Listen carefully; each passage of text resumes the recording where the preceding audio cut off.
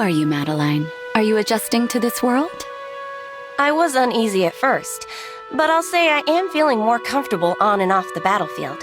It makes me happy to hear that. Try not to push yourself too hard, all right? I'm concerned because, well, you often overdo it. Celestia, now that we're in this new world, I'd appreciate it if you stopped babying me. Really, there's no need to worry. I'm not overdoing anything. Well, I suppose I don't need to nag too much. There are others here also watching out for you. Yes, even the people of this world, despite my being new here, I'm grateful for their hospitality. It hardens my determination to work on their behalf and match their kindness. Look at you being so ceremonious. It reminds me of Mavier. Huh? I'm sorry, I didn't mean to... It's all right. You just caught me off guard. I won't deny that my speech and manners resemble his. He was my mentor, after all. After my parents' death, it was he who took me in and trained me for battle. I was so surprised when the two of you came to Lithos. I thought you were his daughter. Brother and sister I could see, but not father and daughter. Oh, dear. What time is it? As much as I'd love to continue reminiscing, I ought to go train. Let's pick this up later, shall we? Well, she is growing up to become a fine young woman.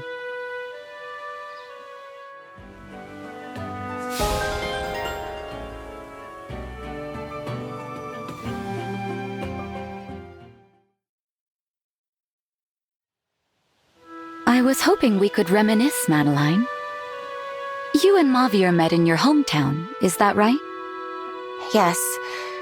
I had just lost my parents and was trying to protect my town from the corrupted. One day, a huge horde, the biggest I'd ever seen, descended on the town. They surrounded us. There were fires, people dying in the streets. I thought I was doomed.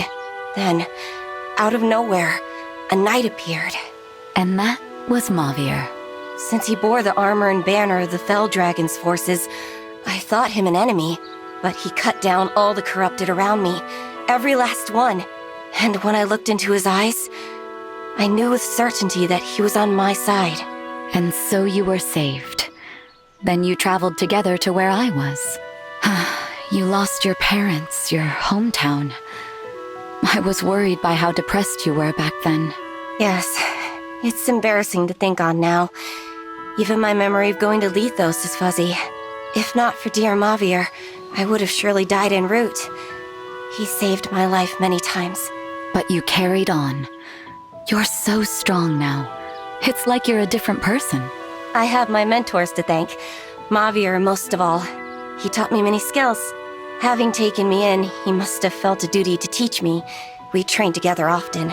And I can't even count how many times he protected me from danger. Like at the temple. I know. I only wish I could repay him for all the ways he helped me. You realize you gave Mavier something too. Something immeasurable. He was always telling me how happy he was to have found you. Happy? He said that? He really did. You can feel good knowing you brought him happiness. You supported him too. He watched you grow and learn with the proud, loving eyes of a father. Oh, it seems we've circled back to the father-daughter talk. Still, I'm honored by his words. Thank you for sharing them with me. I believe Mavier is still watching over you, even now. In that case, I'll have to redouble my efforts to become a knight worthy of his respect. I'm going to go train. But let's talk about you next time, all right?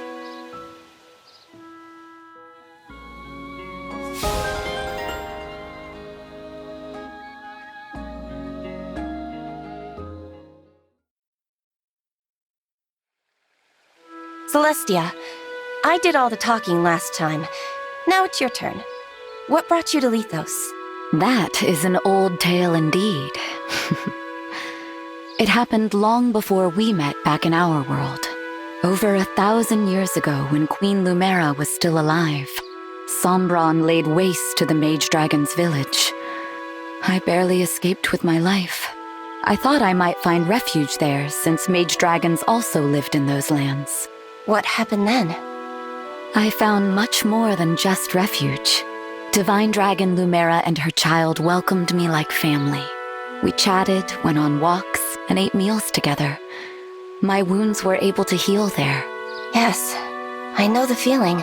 Then Queen Lumera lost her life, and the young Divine Dragon took her place. I served the throne for the 1,000 years of peace thereafter.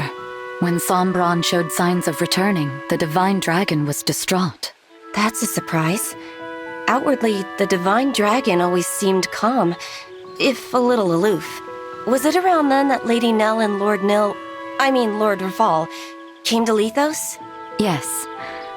At first, I found it difficult to accept them. I even attacked them when we first met, intending to kill them, of course.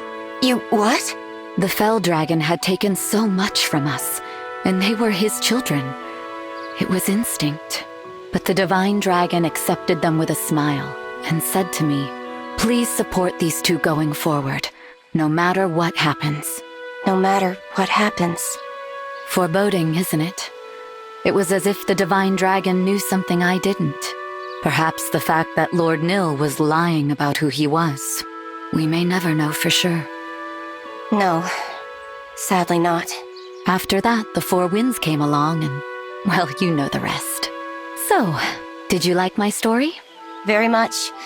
It was fascinating. I'm glad to finally know your history. I see that Lithos was a place of healing and growth for you, as it was for me. And we're going to continue growing here. Since we both arrived at the same time, we can walk this path together. Absolutely. Let us face each battle, each challenge, without fear. And then, when this war is over, we can once again reminisce together. I can't wait. It's a promise we will revisit when there is peace again.